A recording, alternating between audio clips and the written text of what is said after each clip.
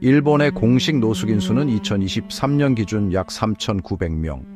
반면 한국은 약 11,000명. 인구 비율로 보면 한국이 약 7배나 많습니다. 특히 일본은 10년 전보다 노숙인 수가 절반 이하로 감소한 반면 한국은 큰 변화 없이 그대로입니다. 일본은 유알, 공영주택 등 저소득층용 임대주택 공급이 많고 입주 절차도 한국보다 유연합니다. 한번 무너지더라도 다시 올라설 수 있는 주거 사다리가 존재합니다. 반면에 한국은 어떨까요? 노숙인 대책은 여전히 쉼터 중심의 단기 대응이 많고 찜질방, PC방 등에서 생활하는 은폐형 홈리스는 실태 파악조차 어렵습니다.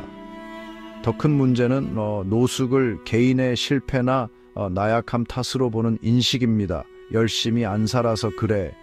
그 나이에 왜 저러고 있지? 이런 시선은 문제 해결이 아니라 거리감을 만들 뿐이죠.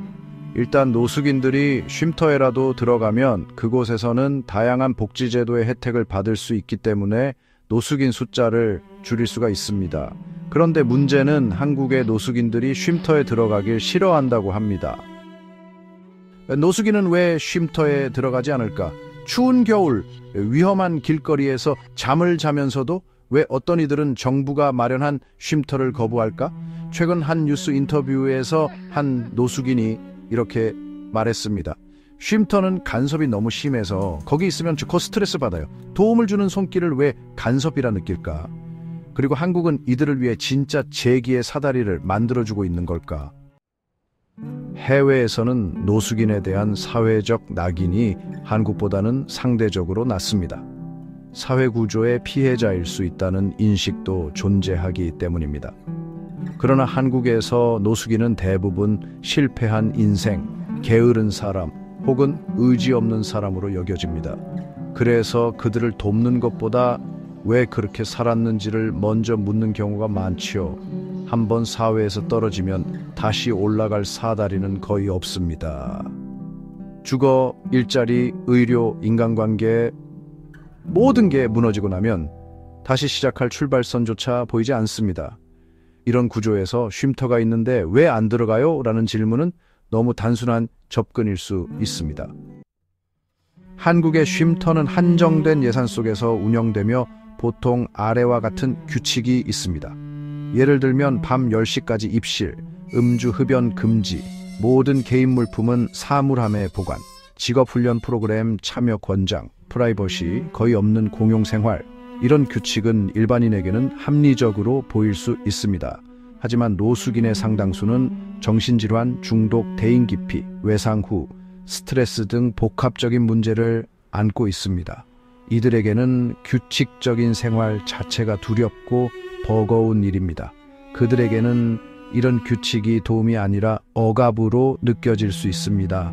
그래서 무조건적으로 개입하지 않는 최소한의 안정만 보장받는 공간을 선호하는 경우가 많습니다. 노숙인의 삶은 자유롭지 않습니다. 하지만 유일하게 자신이 통제할 수 있는 삶의 방식이 바로 노숙이기도 합니다. 누구의 눈치도 보지 않고 원할 때 자고 원할 때 깨어있고 설령 위험하더라도 스스로 선택한 삶. 그런 그들에게 쉼터는 다시 시스템 속에 들어가야 하는 공간입니다. 일정에 맞춰 움직이고 간섭을 받고 변화를 요구당하죠. 그래서 어떤 노숙인은 이렇게 말합니다. 차라리 노숙이 마음이 편하다. 그러면은 해외에서는 어떻게 하여 노숙인을 줄였을까요? 핀란드는 노숙인을 줄인 대표적 성공 사례입니다. 그들의 접근 방식은 단순합니다. 일자리나 치료보다 집이 먼저다. 이른바 하우징 퍼스트 정책. 노숙인에게 먼저 안정된 거처를 주고 그 다음에 자율적으로 건강, 직업 상담을 연결합니다. 고정 주소가 생기면 행정적, 의료적 서비스 이용이 쉬워집니다. 그리고 간섭이 아니라 기회를 줍니다. 그 결과 2008년부터 노숙인 수가 절반 이상 감소하였습니다. 독일, 일본 등도 마찬가지입니다. 강제보다는 신뢰 기반 복지를 선택했습니다. 노숙인을 믿고 기다리는 구조, 포기하지 않는 복지가 핵심입니다. 노숙인과의 신뢰 형성이 필요합니다. 간섭 없는 공간을 먼저 제공한 후 상담과 각종 자원 연결은 천천히 slowly. 쉼터 규칙도 처벌형이 아니라 회복형으로 조정하고 직업훈련, 정신과 치료, 자활 프로그램 참여는 강요가 아닌 제한하는 방식으로 자립을 유도해야 합니다. 필요할 땐 쉽게 다시 돌아올 수 있는 순환적 복지 설계가 되어야 합니다. 미국은 실패도 많았지만 도시마다 약간씩 다른 실험적 접근을 하고 있습니다. 과거엔 무조건 쉼터 중심이었으나 지금은 하우징 퍼스트로 변화 중입니다. 뉴욕, LA 등 대도시는 여전히 문제가 심각하지만 유타주, 휴스턴시 등은 주거 플러스 상담 플러스 재취업까지 통합 제공해 노숙자 수를 크게 줄이고 있습니다. 퇴역 군인, 정신질환자 등 특수군에 맞춘 다양한 프로그램을 운영하고 있습니다. 그에 반해 지금의 한국 쉼터 시스템은 우리가 준비한 구조에 네가 맞춰라는 방식입니다. 하지만 현실은 그 반대여야 해요. 내 상황에 맞춰 우리가 기다릴게 라는 복지가 필요합니다. 즉 한국의 쉼터는 이렇게 말하는 것 같습니다. 우리가 준비한 틀에 맞춰서 다시 살아봐요. 하지만 그것이 통하지 않는 경우 우리는 왜 당신은 이렇게밖에 못 살아 하고 비난합니다. 쉼터의 규칙은 너무 힘들고 거리의 삶은 너무 고통스러운 사람들, 그 사이에서 가을 곳을 잃은 이들이 지금도 점점 늘어나고 있습니다. 그들에게 필요한 건 훈계가 아닌 공감, 강요가 아닌 기다림일지도 모릅니다. 노숙인 문제는 복지만으로는 해결되지 않아요. 사회가 얼마나 그들을 동등한 인간으로 인정하고 실패에서 회복할 수 있는 기회를 주느냐가 핵심이죠. 핀란드나 독일처럼 그들에게 먼저 거주할 곳을 주고 그 다음 이야기를 시작하는 것, 그런 철학과 시스템이 한국에도 필요하지 않을까요? 도와주고 싶다면 그들의 이야기를 먼저 들어야 합니다. 그리고 그들의 속도를, 그들의 두려움을, 그들의 선택을 이해하려는 마음이 필요합니다. 질문을 바꿔야 할 때입니다. 왜 쉼터에 안 들어가요?가 아니라 어떤 쉼터라면 들어가고 싶으신가요?로.